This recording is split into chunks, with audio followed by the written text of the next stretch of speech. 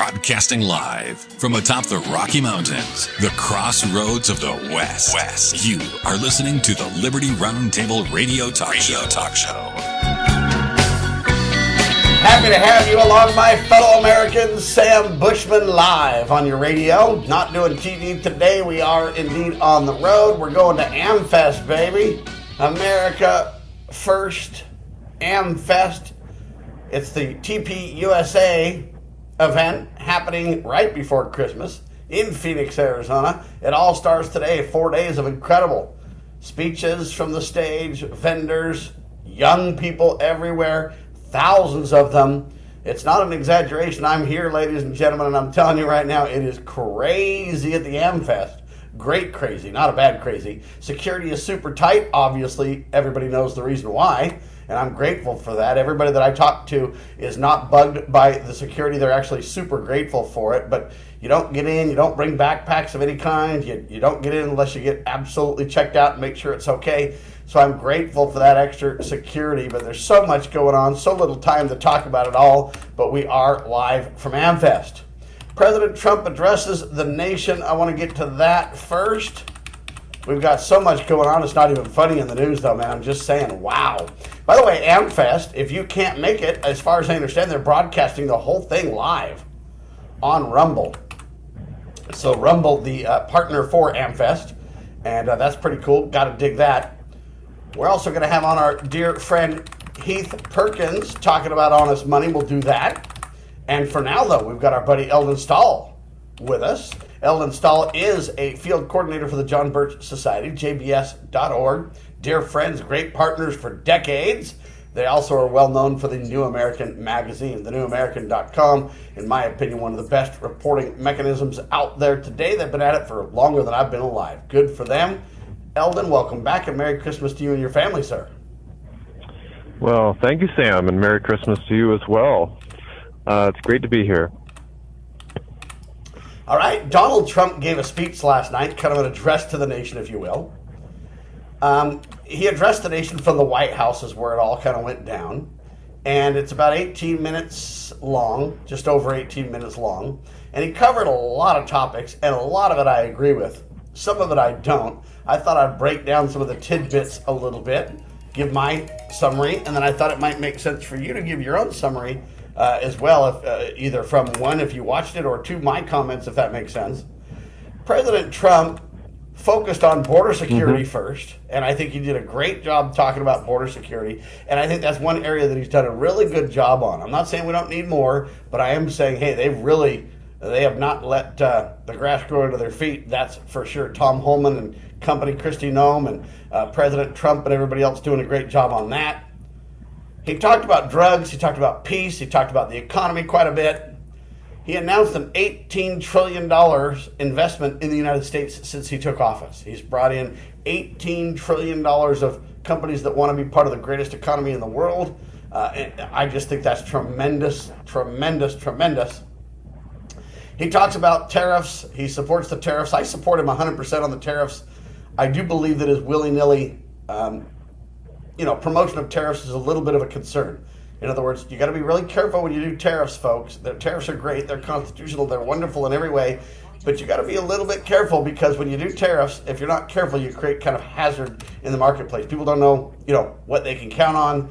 Do I bring in a bunch of products ahead of the tariff coming up? What if they change the tariff? How does that work? And so you got to be really careful. And I think he's a little bit willy-nilly on it, but I do think the tariffs are necessary. I also believe, though, that you can't just increase tariffs, or you're just increasing taxes for the American people, unless you decrease on the other side. So I support Donald Trump cranking up the ERS, the External Revenue Service, if you will. But I would reject the Internal Revenue Service and get rid of the IRS. So Trump, you got a lot of work to do there. The big, beautiful bill I'm not a fan of. I don't think we cut spending near enough. We kind of kept the Biden plan in place. So we're kind of running on a Biden budget at this point. That's of great concern to me. He talked about the incredible military strength we have, the greatest military in the world. He's going to give 1.45 million soldiers what they call a warrior dividend. References $1,776 or something like that per military folks. Merry Christmas to the military. I don't think we should be spending money like that. I get small bonuses, but man, that's a chunk of change. And I'm very concerned about spending money we really don't have. You can say, well, Sam, we have it. He brought in a ton of money. I know, but we're $38 trillion in debt. I would rather see a little bit less bonuses than that. And again, I don't like, beyond your normal payroll, if you will, giving these people these kickbacks. You create special interest groups, if you're not very careful, that eventually end up getting pitted against one another. He talked about drug costs are going down. I appreciate that, but at the same time, I don't really understand why the government needs to be involved in drug prices. He promoted what's called TrumpRx.gov, a new website. Again, it's not going to be cheap to crank up new government websites. So TrumpRx.com is supposed to get you a better deal on drugs. But again, I just don't think the president belongs in that private exchange of consumer and business over, medications, etc. He criticized the Affordable Care Act as unaffordable. He's calling it the Unaffordable Care Act. I agree with him 100%. The only problem is his answer is just kind of like, we don't like the Democrat style of government health care. We want the Republican style. So he calls for money to be sent directly to the people. No, don't send me any money at all, Donald. Just quit taking my money. Okay, that's all you got to do is don't send me any money. Just take less of my money, and then we're all good. Why do I got to send money to you so you can send it back to me? Does that make any sense? No. So the problem is with the Republicans and the Democrats, both parties, they just want to do it their way. I don't like your plan, my plan's better. But both plans are socialistic, bordering on communistic. They're a disaster for the country, and it needs to stop. He addresses high energy costs. I agree once again, but I don't think it's the government's responsibility to create energy. Having government in the middle of our energy plan is part of the problem, but he touted coal. He says there's an international energy emergency. I don't think so. Again, we may need to slow down on AI. We should have not rejected coal-powered power plants in the first place. We need to go nuclear. We need to do a lot of different things, but it's been our government in the middle of it kind of paralyzed has been really the problem here. I appreciate the coal and domestic energy promotion. I agree 100%. Get out of the way, government. Create a level playing field. Make sure contracts are honored. And get the heck out of the way would be my say. He blames Democrats for the inflation disaster. Don't mean to be rude, Donald, but it's been going on since the Federal Reserve came into existence over 100 years ago, and the Republicans and Democrats are equally responsible for the inflationary, belligerent, out-of-control, hidden taxation that we all can't see but feel tremendously. He promoted the next chairman of the Federal Reserve. You don't need another chairman, Trump. You need to shut down that criminal enterprise ASAP. Next. He pushes aggressive housing reforms. Again, I don't think the government needs to be involved in housing whatsoever. All they do is ratchet up the cost of anything they're involved in. So get the government out of housing. There's no constitutional mandate of any kind. He supports reverse migration. I dig it. I think he's done phenomenal there. He talks about an economic boom with wages up, prices down. I hate to say it, President Trump, I appreciate that's the direction you're going, and I hope you have pay dirt on it. But at the same time, my response is, I just don't see it. My wages haven't been going up, and prices aren't going down for me yet, really. I pray they do soon. He says America's coming back. I pray that's true, but unless we're a moral people, we're not really going to come back. It's going to be a temporary comeback at best. But I submit if we crank up the morality in America, turn to God, family, and country, then we will come back in a truly meaningful, productive way. He then wished everybody a Merry Christmas, and I couldn't agree with that more. Merry Christmas to everyone. Eldon, I don't know if you were able to watch the speech or check that out, but there's the summary. What do you say? Well, I have to admit that I didn't watch it. I probably should have, but I was caught up in some other things last night at the time, but I did catch kind of the highlights of it, and that was quite a summary. Yeah, it seems like... Here's what I did. I watched the 18-minute event, and then I took kind of summary one-word notes, and then I kind of parroted it back, and I kind of highlight where I agree with the president. I kind of highlighted where I disagree, and I explained why I disagree. But yet, hey, we can agree to disagree agreeably. We can be kind about it and everything else, and I just have a little bit of a different take. It's hard to want to just get out of the way and not take credit for everything when you're the president or the leader, though.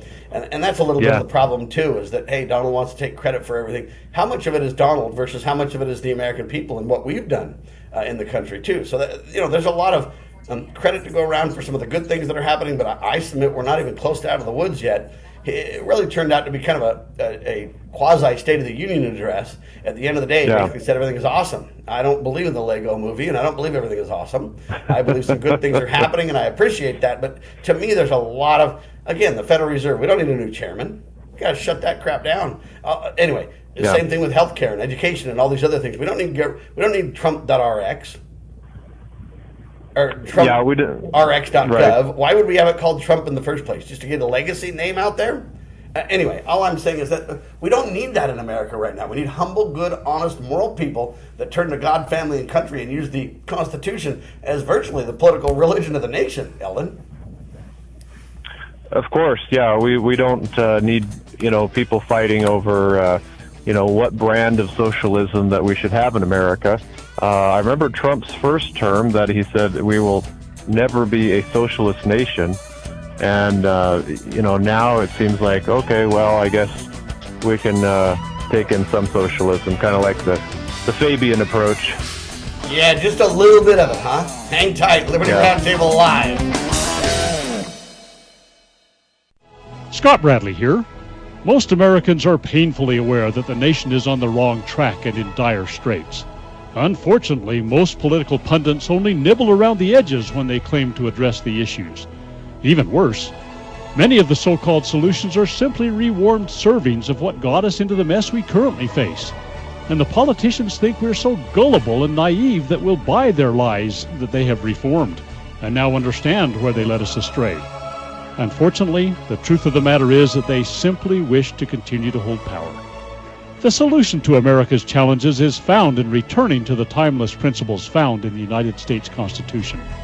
My book and lecture series will reawaken in Americans an understanding and love of the principles which made this nation the freest, most prosperous, happiest, and most respected nation on earth. Visit topreservethenation.com and order my book and lectures to begin the restoration of this great nation. Get ready to be part of something incredible. We're breaking barriers and delivering the powerful stories that mainstream media won't touch. Your support is what fuels our mission to revolutionize journalism and bring you the truth. Join our passionate community of changemakers by donating at libertynewsradio.com today. Together, we're creating the future of news. Do you know what is great about America? Ask an Immigrant. Ask an Immigrant is a new podcast dedicated to helping Americans, especially our youth, value, appreciate, and be grateful for the freedoms we have here in America. Join host Lydia Wallace-Nuttall as she interviews immigrants from around the world to discover their inspiring personal stories about why they came to America. To learn more about why America is the most prosperous, greatest country in the world, download the Loving Liberty app or go to lovingliberty.net.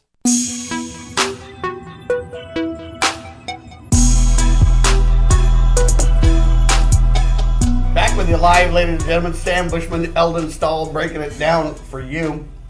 We're going to have our dear friend Heath Perkins with us in just a second, ladies and gentlemen. So that's good news. So I think Trump, for the most part, is doing a very good job. I think Congress has been derelict in their duty, and they've opposed President Trump. On the surface, they act like they support him, but behind the scenes, they've been kind of undermining a lot that he's done. And a lot of what President Trump is doing is the correct thing to do, but we got to have Congress involved, too. We can't just obliterate the checks and balances, Eldon. Yeah, that's right. We shouldn't. You mentioned, for example, tariffs. Well, that's something that specifically Congress gives power to the Constitution gives power to Congress to legislate on, rather than to the president. But back in 1934, that's when Congress basically violated the U.S. Constitution and decided, we can delegate that to the president to decide. And then you have this matter of giving these dividends to say again, to warrior dividends. And well, the question is, did Congress appropriate that money, or did the president just steal the power of the purse in the name of a popular cause?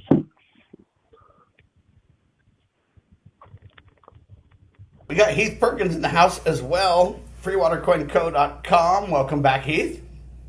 Thank you for having me on, Sam. You betcha. We're talking about the Trump speech that happened last night, a big 18-minute speech, a little bit State of the Union-esque, although it wasn't presented before Congress, it was just to the White House. But he basically talked about a lot of things economically, and he made us kind of believe the economy is rolling. It's doing great. I agree it's better than it was before, but I don't really see a great economy. Your thoughts, Heath? Yeah, I'd agree with you. I don't really see a great economy. The coin shop that I work at kind of has like a pulse on the economy. Those who have to come in to use like their last resource, gold and silver as their last, bit of funds to take care of bills and other things and emergencies or whatnot. And it's not, even though Utah has the best economy in the nation, Utah County is kind of the best economy in the state, we're still struggling. People are still struggling. And that the pulse that we have on the community, it shows us that we don't have the best of economies right now. And everyone who comes in, they all know it.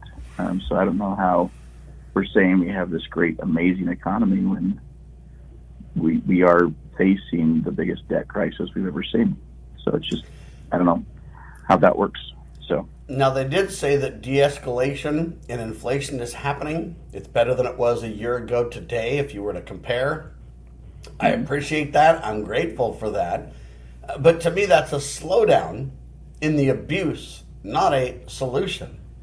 In other words, you can go towards, just say hell, 100 miles an hour, and hey, we've slowed down to 50. That's great, but I'm still headed to hell in a handbasket, economically speaking. And I don't mean to, swear on the radio. I just mean to highlight that, look, we've got to turn this around. We don't need a new Fed chairman, for example. We need to jettison the Fed entirely.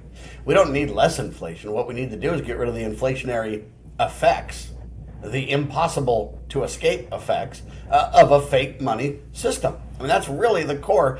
But all we want to talk about, at least in the address last night, is, hey, I got a new Fed chairman coming. He's going to be a great one. You can't be a great Fed chairman. You can't be a great guy in charge of dishonest money, can you? No. We have become so used to inflation as part of our life, we don't realize that there was actually a system before it that didn't have inflation. That's where honest money has always come in play. When the United States had, real money, gold and silver is their form of, coin, you didn't have this inflation. It wasn't until you started getting the printing and the Federal Reserve set up in 1913 and then moving on from there that you started seeing inflation again. But before this, we didn't have it. So we've gotten so used to it, we think it's just a part of our life, our financial existence here. But it's not. It truly isn't. It's an unfortunate effect from having a rogue private bank print U.S. money and issue it to the U.S. government with interest. Eldon, what do you think the easiest solution would be to improve the economy? I think jettisoning the Federal Reserve would be one of them, but what else do you think can be done? Well, if we would actually get back to the limitations of the Constitution that the founders gave us, that would get rid of a very large amount of regulation, which is a hidden tax, a burden upon the productive class of society, and we would be able to keep that wealth, and that would enable employers to employ people, to pay them more. You wouldn't have to have some mandated minimum wage. They'd be able to invest in capital. There would be so many advantages to that, to getting rid of all that regulation. Amen. No doubt regulation's a big part of the expenses that we all pay, especially in the cost of homes and vehicles and everything else. By the time they put all the different regulation, you got to have this kind of gas mileage, and you got to have this kind of governor to not spew emissions, and you got to have these airbags because this and that. You get to where it's like, wow, cost of a car, cost of a home going up big time. So you're right about that. I think getting rid of the Federal Reserve, dealing with the over-regulation is part of the issue. I think some of the other issues is just downsizing the scope of government. They're involved in every aspect of our lives. Heath, Perkins, and the Founding Fathers didn't intend for that at all to happen. They kind of were hoping for a general government that took care of foreign affairs, took care of level playing field and honoring contracts and the Constitutional Bill of Rights and a few things. Other than that, they didn't really expect the general government to be involved in your life in any way, shape, or form, with rare exception, Heath. Oh, yeah. But the more that we have, the implementation, because like central banks aren't new. They're a very old concept. And with central banks, we've had multiple here in the U.S. The Federal Reserve is only the most recent we've had.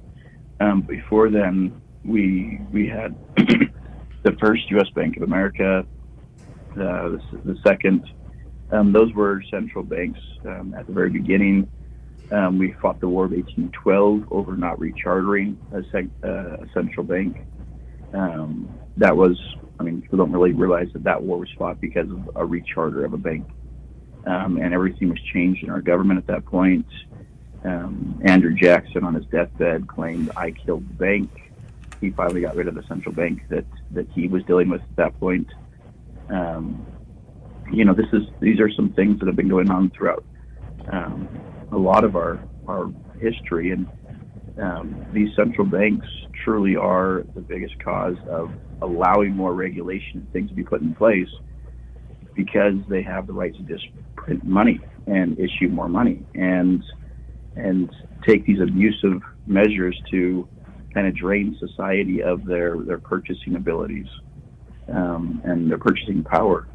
But this is kind of an old thing, it's not a new system of usury that will take the people's money and leave them with nothing. The good news is we can learn from history. If Andrew Jackson routed out the banking cartel, he called them a den of vipers and thieves and thugs. And, if we can do that, Trump could do it again, is the good news, ladies and gentlemen. So we're hoping for that. Heath, gold and silver sitting right now? Gold is sitting at about $4,333.80. And 43.33? 85? Yep. And silver's at $65.61. That is crazy for silver, Yes. right? That number is just 60. What is it? 65? You said? Yep, 65.61. Wow, Eldon, what do you say to that? I'm glad I held on to my silver dollars. Amen to that. Has it ever been higher than this? No, we are at all-time highs right now. We've hit on silver and gold, or just silver? For silver, we're at the all-time highs in silver. For gold, I think we've been at this one time before, within the last 60 days or so. So we're retesting the previous high of 43.55, and once we break through this, it'll just be another upward continuation. Just there's no value in the thing that we measure these commodities against, which is the dollar. There's no it's losing ground across the world when it comes to the usability of the dollar, or even the desire of holding the dollar. So a lot of nations are dumping it. Japan right now is actually also dumping U.S. treasuries in order to bring funds back to their nation, because they're sitting in a bad position right now too. It's important to kind of understand the backstory, ladies and gentlemen. Gold and silver not only acts as a hedge against inflation, acts as a hedge when the dollar tanks, as we're seeing now, but it's also a truth teller in the economy, ladies and gentlemen. When gold and silver are at all-time highs, it tells you that people are losing the con game. That's the confidence game in the U.S. dollar. It's happening internationally, and it's happening domestically, and that's the story that needs to be told. When we get back, we'll tell more of that tale. Heath Perkins with us. He's with freewatercoinco.com. We're talking about honest money. This is the Liberty Roundtable Live Honest Money Report. Elden Stahl with us too, jbs.org, thenewamerican.com. I'm Sam Bushman. Hang tight. We're broadcasting from AmFest, baby, AmericaFest, TPUSA Conference. We'll talk more in seconds on your radio.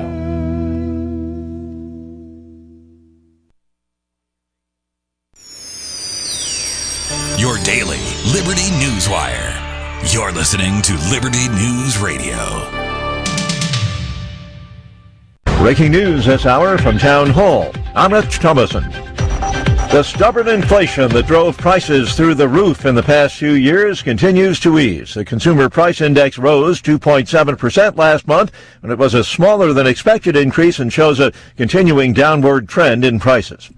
The Commander-in-Chief calls it a warrior dividend, and President Trump says the check's already in the mail. In honor of our nation's founding in 1776, we are sending every soldier $1,776. The announcement came during last night's presidential address. In a year-end speech touting his administration's accomplishments, the president began by criticizing his predecessor. 11 months ago, I inherited a mess, and I'm fixing it. He pointed to success in securing the southern border and claimed progress in lowering the cost of living. I am bringing those high prices down and bringing them down very fast. However, the rate of inflation is roughly the same as it was in January, and the nation's unemployment rate has steadily increased. In the end, though, the president promised an economic boom in 2026. Greg Clugston, Washington. The Senate's given final congressional approval to a $901 billion defense spending bill. Our military affairs analyst, retired Lieutenant Colonel Robert McGinnis, says America has to play catch-up. U.S. deterrence, unfortunately, has slipped in the last few years against the Chinese, and yet China's military is spending like it's never spent before. Its Navy is the largest in the world, and its missile deployment is outpacing ours. The Trump administration is selling $10 billion worth of arms to Taiwan, and that brings an angry response from Communist China. Watching Wall Street, the Dow is up 321 points. The Nasdaq ahead, 322. More on these stories at townhall.com. Wesley Financial Group is not a law firm. Ask yourself this question. Is it really worth holding on to that timeshare that you know you need to get rid of? Here's the truth. The average maintenance fee just went up over 17%. That could have been 117%, and there's nothing you can do about it. When you buy a timeshare, you give them a blank check for annual maintenance and assessment fees. I'm Chuck McDowell, founder of Wesley Financial Group. For 15 years, I've helped over 50,000 families cancel their timeshare. Not sell it, not transfer it, cancel it. Did you buy a timeshare because they told you it was a great investment and your maintenance fees would never go up? That's a lie. Are you ready to get rid of your timeshare once and for all? Simply call us and I'll send you our timeshare exit kit that explains all your options for cancellation. Call Wesley now for your timeshare exit kit. 800-366-6161. That's 800-366-6161. 800-366-6161. In the medical field, IT security is crucial. Our highly skilled consultants are HIPAA certified and have 20-plus years of experience servicing medical clinics, billing, and supply companies. We offer comprehensive endpoint protection, guarding your computers and servers against all stages of threats. And with our 24/7 monitoring services, you'll never worry about extensive downtime again. Ready to level up your IT support? Call 801-706-6980 today and discover how great IT services can be with managed IT services. Experience the untamed spirit of the American West with Range Magazine. Each issue is a visual journey featuring award-winning photography and compelling stories that capture the heart of ranching and rural life. Stay informed on the challenges and triumphs of those who live and work on the land. Subscribe today and receive quarterly editions delivered to your doorstep, and join a community that cherishes the enduring legacy of the Western frontier. Visit rangemagazine.com to subscribe. Why don't we say to the government writ large that they have to spend a little bit less? Anybody ever had less money this year than you had last? Anybody ever having a 1% pay cut? You deal with it. That's what government needs, a 1% pay cut. If you take a 1% pay cut across the board, you have more than enough money to actually pay for the disaster relief. But nobody's going to do that because they're fiscally irresponsible. Who are they? Republicans. Who are they? Democrats. Who are they? Virtually the whole body is careless and reckless with your money. So the money will not be offset by cuts anywhere. The money will be added to the debt, and there will be a day of reckoning. What's the day of reckoning? The day of reckoning may well be the collapse of the stock market. The day of reckoning may be the collapse of the dollar. When it comes, I can't tell you exactly, but I can tell you it has happened repeatedly in history when countries ruin their currency.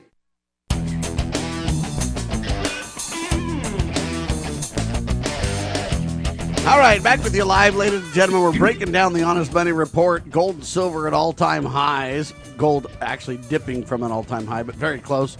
It's right in there. And it just shows that it's a measure of the real economic reality. People are fearful. People are wondering. People are hesitant. People are fleeing towards stability because they're not sure about the economy. So I appreciate Trump saying the economy's better. And I agree it's better than under Biden, but we got a long way to go. I think that backstory about the truth-telling on, when gold and silver are up like this to this degree, it doesn't really, let's just say this. It betrays the claim that there's a great economic boom going on. Let's start with you, Heath, on that. Yeah, no, I agree. Gold and silver has always been kind of the warning bell that your currency is losing or becoming worthless. And for the longest time, it has been kind of, manipulated based upon futures contracts that, are for silver, it was like 357 to 1. So 357 paper contracts for 1 ounce of physical silver that's behind that. And so if you only had 1,000 ounces in the entire world, J.P. Morgan, who has the right to issue these futures contracts, they could issue over about 92,000 contracts on paper in that ratio based upon what they have in reserves.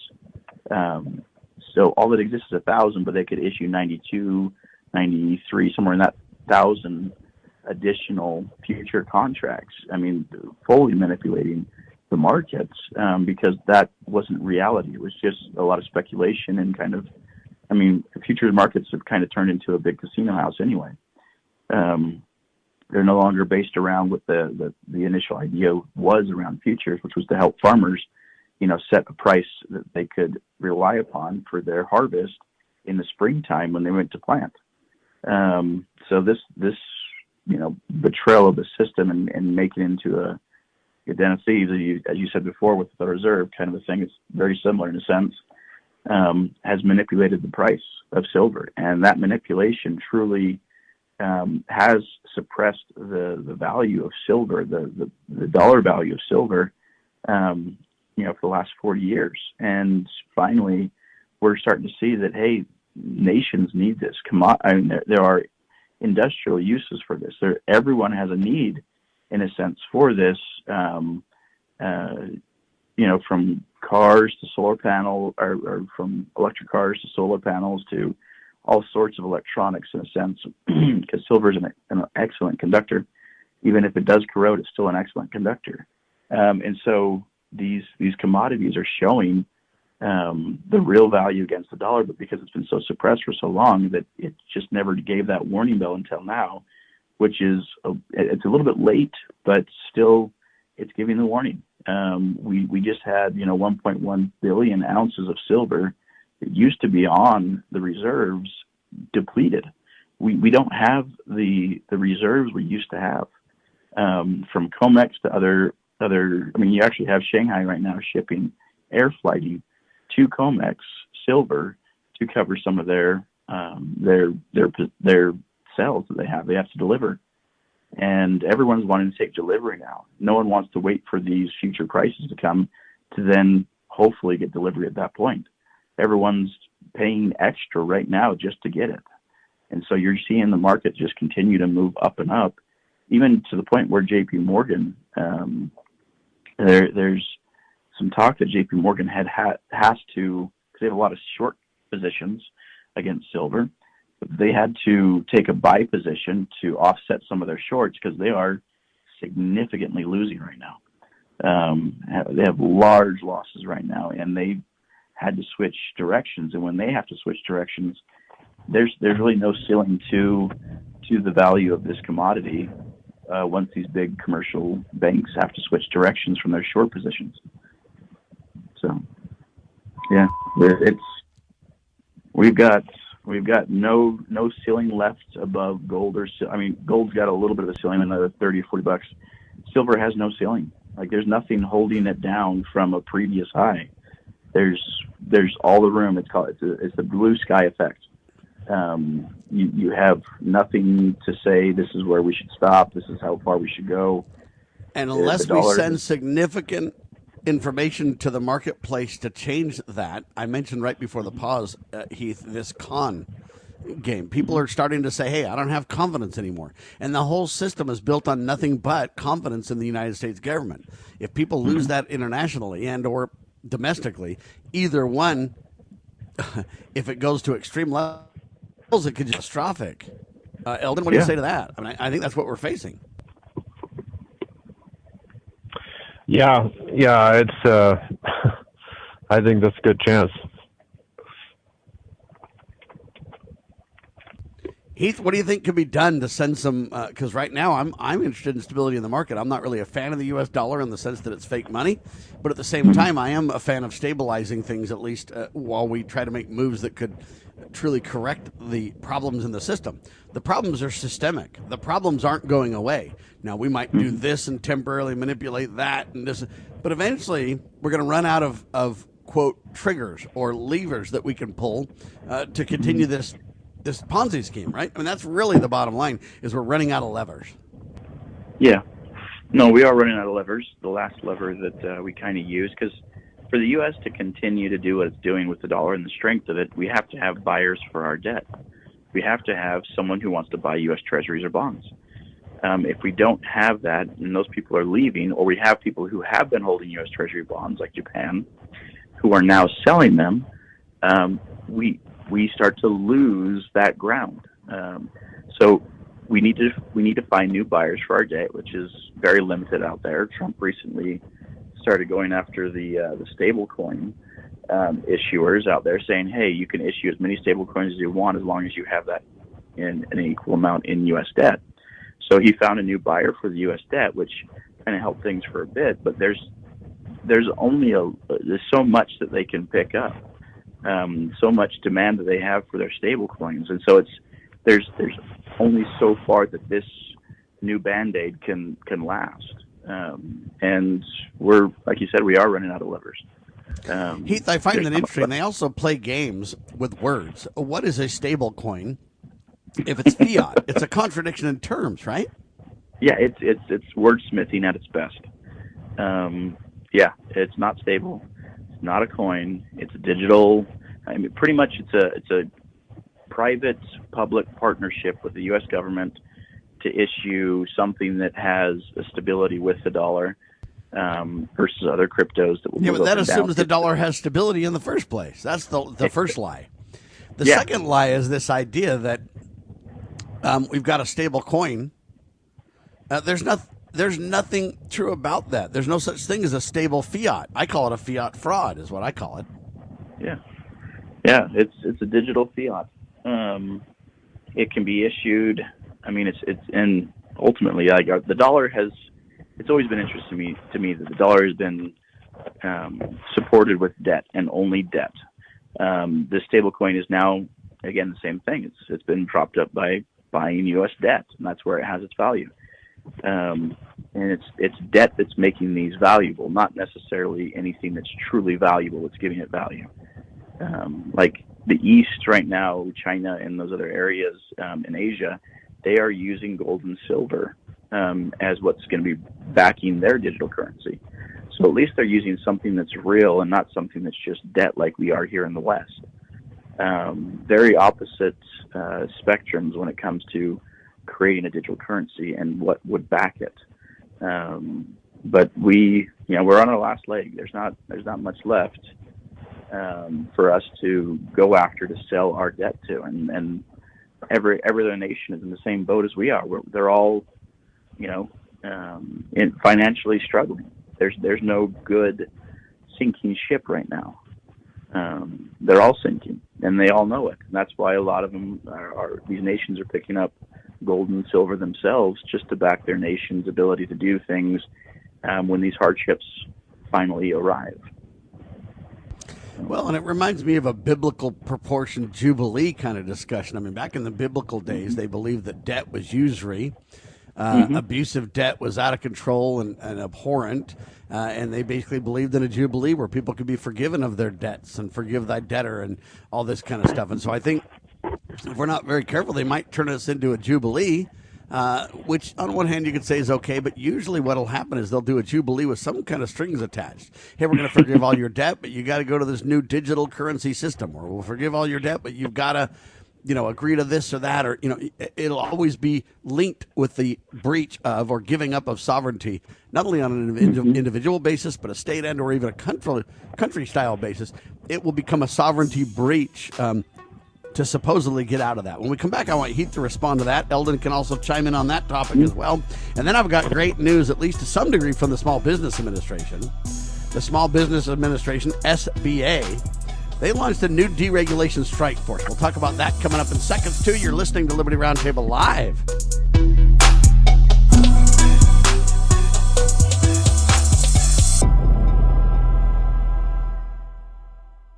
Are you ready to stand up for your community and support your local sheriff? Join the Constitutional Sheriffs and Peace Officers Association and become a vital member of the Sheriff's Citizens Posse. At cspoa.org, we empower citizens like you through weekly webinars, arming you with the knowledge to back your constitutional county sheriff. Together, we can uphold our Constitution and ensure liberty and justice for all. Your community needs you now more than ever. This is a battle between truth and deceit, a battle between forces that would enslave this country in darkness, and between a media that wants to present you with the truth. We are being censored. America's news outlets no longer provide the truth. 90% of news outlets in the United States are controlled by 6 corporations. The mission of the Epoch Times is to chase the truth, to ground all statements in fact. TheEpochTimes.com. Attention collectors and savvy investors. We are excited to announce a momentous evolution in our journey. Introducing Free Water Coin Company, formerly known as Rust Coin and Gift. This rebranding takes us back to the very roots of where it all began. Free Water, Oregon. It's a tribute to the legacy of Al Rust and a celebration of 3 generations of dedication to excellence in the world of coins and precious gifts. Al, Brian, and Jake Rust standing strong through 64 years of service. Discover a world of exceptional service at Free Water Coin Company, your premier destination for genuine, honest money and precious gifts. Under Brian's expert guidance, Free Water Coin Company, building on the legacy of Rust Coin and Gift, continues its tradition of trust and excellence. Visit us at our Provo, Utah location. Explore our treasures online at freewatercoinco.com or call us at 801-377-1574. Free Water Coin Company, where your future is built one honest coin at a time.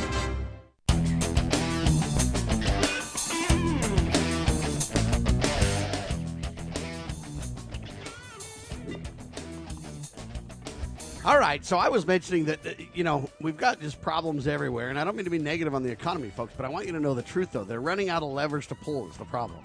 And the problem is that the fiat money systems always, and I repeat always, there's never an example in history where, well, I guess the United States might be the only one, where they've been able to keep the con game going, ladies and gentlemen. They eventually run out of levers. Every country that embraces a fake fiat money system eventually melts down and fails. There are no exceptions. And so as a result, the question is when is our number going to be up, right? When are we going to buy the farm or whatever you want to call it? Bet the farm.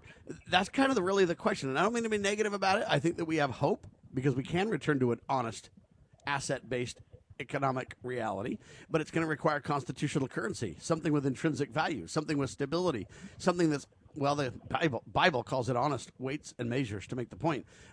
Heath, I think that's really let's let you finish kind of on that, though, but I'm convinced they're out of options. No, they really are. Their options, like for me, they all want a digital currency. So all central banks want a digital currency. And this Jubilee that you were talking about before the break, the only way to get a digital currency is to have society kind of beg for it. So if you have enough pain financially for the world will easily slip into a new system that is offered at that point. Yeah, they could, kind of praise it as a Jubilee or whatnot. But like you were saying, you're going to lose sovereignty to take that. The statement that we've heard back in 2020 was, you'll own nothing but be happy. I mean, that plays into this kind of scenario as well. Like, if we do have everything forgiven, what are the rules that they're going to hold us to? Are they going to say, okay, you're only a leaseor of all these things that now we own, and because of that, we'll give you universal basic income and yada yada yada, but you'll never be an owner of any of these things. It'll be outside of that ability that the individuals will have ownership over anything. What will be that scenario once they do issue their so-called jubilee? Because we all have so much debt that there's no way to get out of this. There's not enough production we could do that could reverse these amounts and the interest being accrued on these amounts. I mean, the only way we can really extract ourselves from this is if we basically explain the truth, which is the reason we owe $38 trillion is because of a con game. And this con game was dishonest and criminal. It was fraud, and there's no statute of limitations on fraud, and therefore we're not going to pay this debt. We're simply going to wipe it away, and we're going to back an honest money system, and we're going to basically start over. It's going to be very difficult for everybody along the process because a lot of untold wealth is just simply going to disappear. And the only way you can do that is on the other side. You say, well, we're going to forgive fraudulent debt too, just because. So if Sam Bushman is defrauded, hey, at some point there needs to be some kind of an honorable resolution to that. Other than that, there is no other way that we can really get out of this, is the point. The debt's too big. Every single American man, woman, and child owes over $100,000 of the debt. You combine that with any interest, and you'll never pay it back on top of your house and your car and every other kind of thing that you've got. So it's disaster.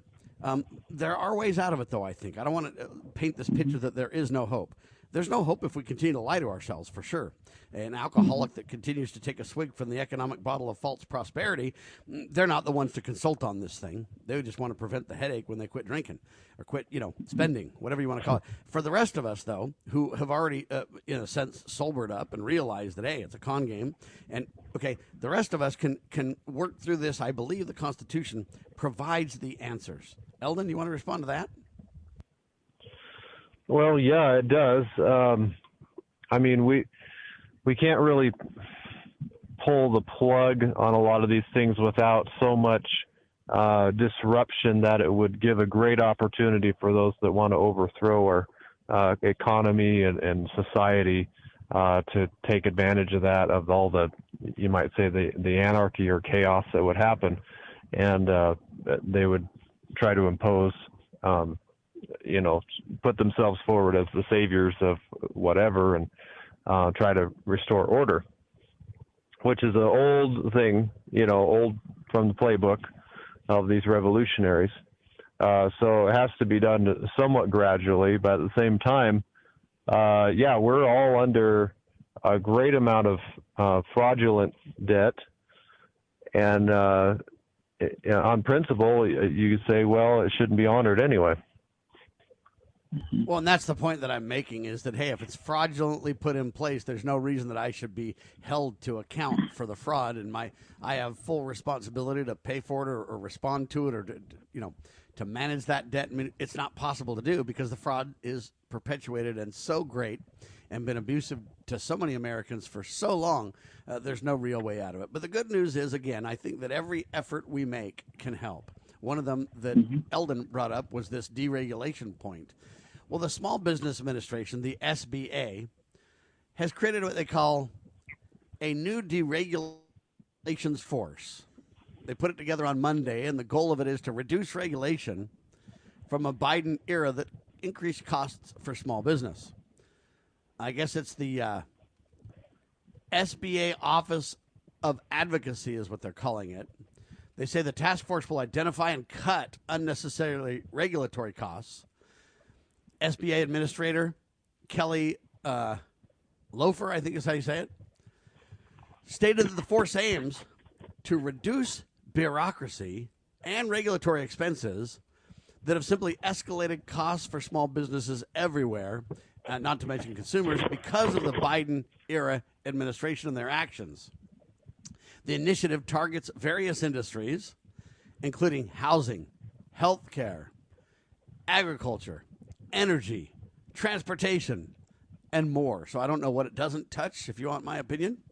They say since President Donald Trump, they've reduced already in expenses, they say 98 $0.9 billion in federal regulation. Almost $100 billion. That's a good start. I don't think it's near enough, but hey, you got to give a little bit of credit where credit's due. I think this is to be applauded, and I think we need more of it, Eldon. Yeah, I think so. At least it's an effort here that we can, get rid of some of this regulation. So that's positive, right? I think it's a start, Heath. I don't think it's near enough, but I think, hey, we got to start somewhere, right? Yeah, no, I agree. We've had just looking back at history, like the last time we had a revolution, it was against our government. This time if we had a revolution, it should be against the Federal Reserve. It should be against the money changers, if you will, the individuals that print money out of thin air. So, and that's a strong word, but we don't have the attention span anymore to do things in a slow manner. We are very distracted with squirrel moments all the time. And so to focus on one thing, to accomplish that one task, if that task is going to take years, society just doesn't have the attention span anymore. And I feel bad saying that, but I think part of our technology has kind of really pushed that. But I feel if we are to make a change, it needs to start with the debtors that we are beholden to. And, showing their illegitimacy as well as, removing them from our society. Well, and I think one of the things that need to be done, too, is we've been giving foreign aid for so long, for so many years. We've given trillions and trillions and trillions and trillions of dollars away. Maybe one of the things that we do, too, is we start to say to some of these countries, we do expect some kind of a payback for some of this. We can't just give out money forever. And so, hey, you can pay back in terms of actual cash, or you can pay back in terms of giving us access to your markets. I mean, there's a lot of ways you could negotiate these things. But I look at it as a small business owner. I happen to be one myself, and I think where the biggest, in my opinion, problems are, it's in payroll. I mean, I can't pay my employees this, and I can't do that, and I can't treat people differently, and I can't.